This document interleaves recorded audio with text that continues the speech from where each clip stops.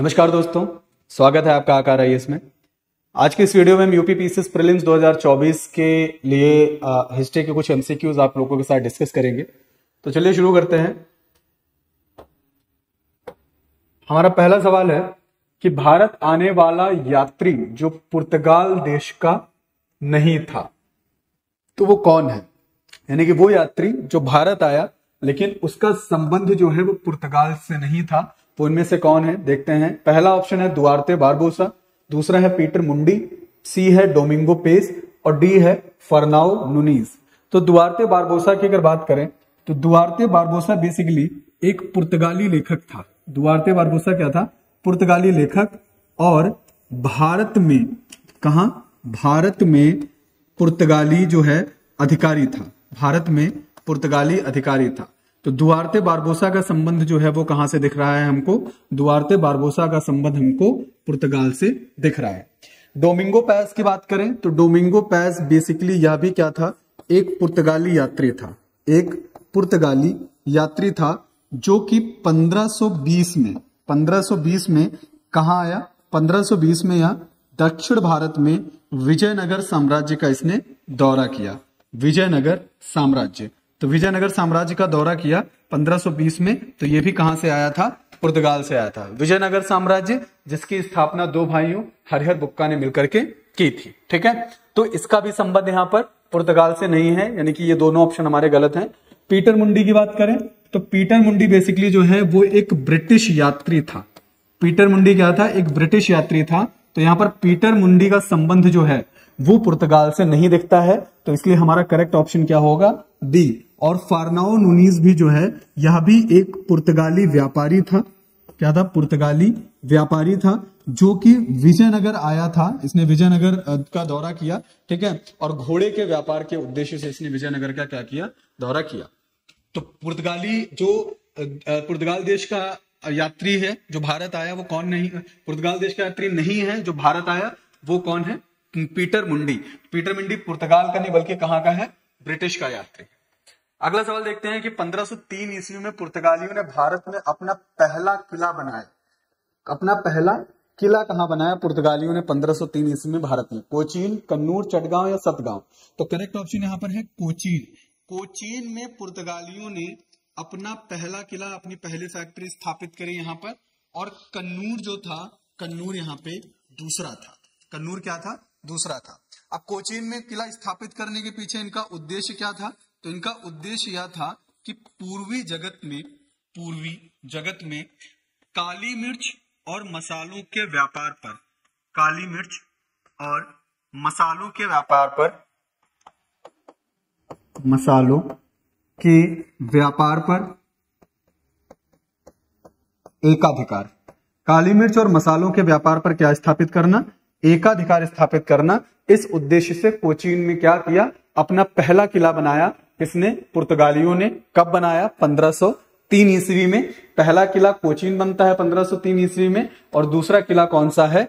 कन्नूर है। ठीक है, अगला सवाल देखते हैं कि भारत में पुर्तगाली शक्ति का वास्तविक संस्थापक था मैनुअल प्रथम, Albrecht Cabral, Francisco de Almeida, Francisco de Albuquerque? तो यहाँ पे करेक्ट ऑप्शन हमारा है Francisco de Albuquerque, Alfonso de Albuquerque. Alfonso de Albuquerque जो है वह 1503 ईस्वी में भारत आया था। 1503 ईस्वी में भारत आया था as a squadron commander. As squadron commander, तो एज स्क्वाड्रन कमांडर वो 1503 में भारत आता है।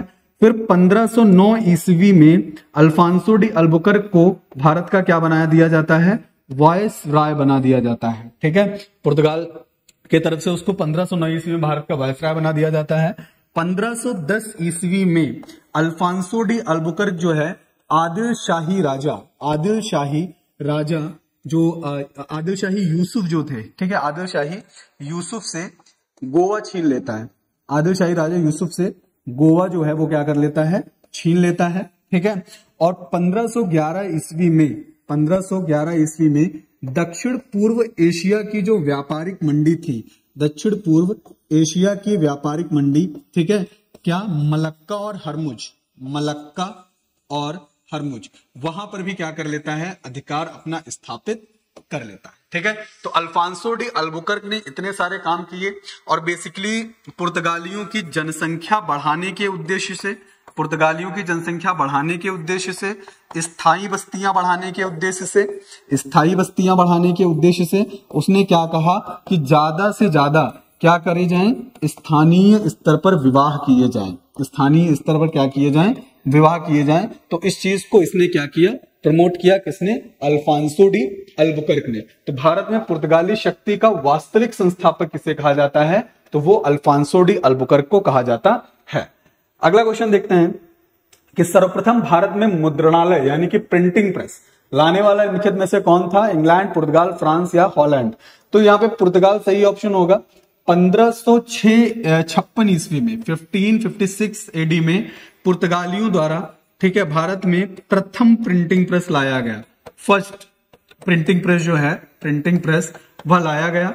और 1563 ईस्वी में गोवा में पहला वैज्ञानिक ग्रंथ छपा, पहला वैज्ञानिक ग्रंथ छपा। और ये जो वैज्ञानिक ग्रंथ पहला छपा, यह जो है जड़ी बूटियों और जो प्राकृतिक चीजें हैं उनके, औषधियों, जड़ी बूटियों, उनके बारे में बेसिकली एक वैज्ञानिक ग्रंथ था जो कि यूरोपीय लेखक के द्वारा लिखा गया था। उसे जो है 1563 में गोवा में पहली बार क्या किया गया, छापा गया। तो मुद्रणालय जो है भारत में, प्रिंटिंग प्रेस पहली बार कब आया, पुर्तगालियों के द्वारा क्या किया गया, लाया गया। अगला क्वेश्चन है कि बंगाल में डचों द्वारा, कहां, बंगाल में डचों द्वारा स्थापित कारखाना था कलकत्ता, बालासोर, श्रीरामपुर या चिंसुरा। तो बंगाल में डचों द्वारा स्थापित कारखाना था चिंसुरा। चिंसुरा में उन्होंने अपना कारखाना स्थापित किया और यहां पर उन्होंने चिंसुरा में एक किला भी बनाया जिसका नाम क्या था, गुस्तावुल।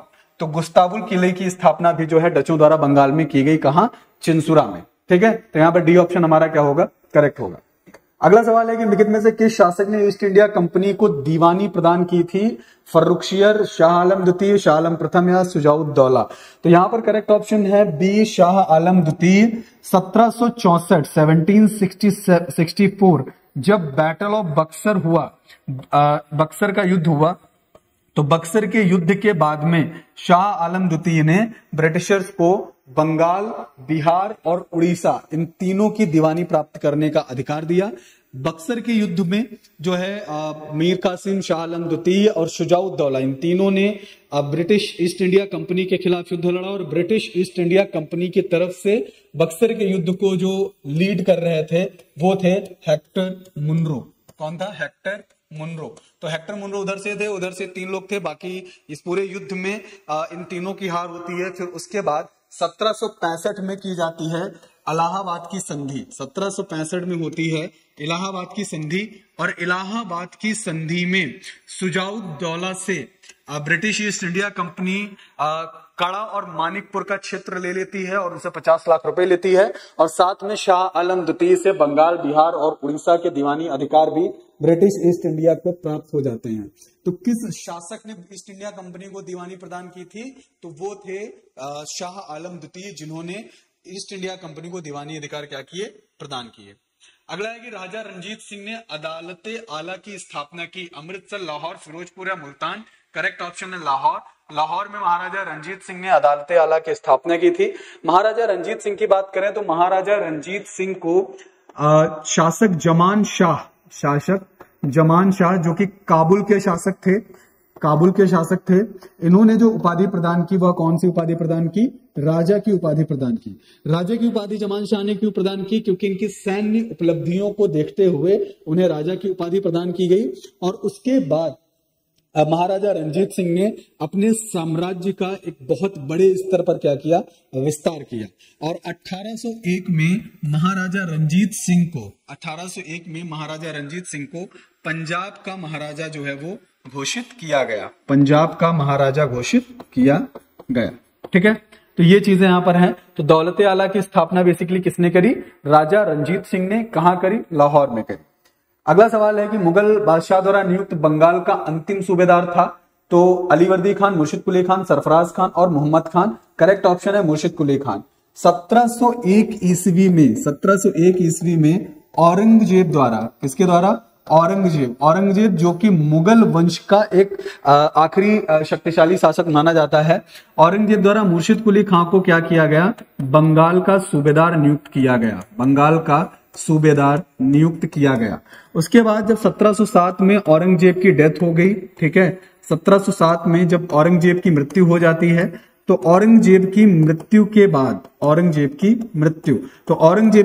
के बाद में यह जो है मुर्शिद कुली खान पूर्ण रूप से क्या हो जाता है? स्वतंत्र हो जाता है। और मुर्शिद कुली खान उस समय बंगाल का नवाब जो है वो बनता है, ठीक है। और मुर्शिद कुली खान ने बंगाल की राजधानी ढाका से शिफ्ट की, कहां? मुर्शिदाबाद में शिफ्ट की। तो ये चीज भी इसके साथ रिलेटेड है। तो मुगल बादशाह द्वारा नियुक्त बंगाल का अंतिम शासक सूबेदार अगर बात करें तो अंतिम सूबेदार कौन है? मुर्शिद कुली खान है। अगला सवाल है, गुरु नानक देव ने अपना उत्तराधिकारी घोषित किया रामदास, हरिदास, लहना और अमरदास। तो यहां पर करेक्ट ऑप्शन है सी, गुरु नानक जी जो कि सिख के संस्थापक थे, ठीक है, उन्होंने लहना को अपना उत्तराधिकारी नियुक्त किया और बाद में इसका नाम परिवर्तित करके कर दिया गया गुरु अंगद। नाम परिवर्तित करके क्या कर दिया गया? गुरु अंगद। तो यहां पर सी ऑप्शन हमारा सही होगा। अगला सवाल है कि प्रथम आंग्ल मैसूर युद्ध निम्नलिखित में से किसके बीच लड़ा गया? ब्रिटिश एवं टीपू के बीच, ब्रिटिश एवं कृष्णराज के बीच, ब्रिटिश एवं हैदर अली के बीच, और इनमें से कोई नहीं। तो यहाँ पे सी ऑप्शन करेक्ट होगा, ब्रिटिश एवं हैदर अली के बीच। पहला आंग्ल मैसूर युद्ध, प्रथम आंग्ल मैसूर युद्ध होता है, प्रथम आंग्ल मैसूर युद्ध। तो प्रथम आंग्ल मैसूर युद्ध में हैदर और निजाम, हैदर प्लस निजाम प्लस मराठा, ये तीनों लोग मिलकर के एक संयुक्त सेना तैयार करते हैं और ये संयुक्त सेना ब्रिटिश ईस्ट इंडिया कंपनी को चैलेंज करने के लिए सामने खड़ी होती है। ब्रिटिश ईस्ट इंडिया कंपनी के जो मित्र राज्य उस समय थे कर्नाटक पर इन तीनों की तरफ से क्या किया जाता है? अटैक किया जाता है।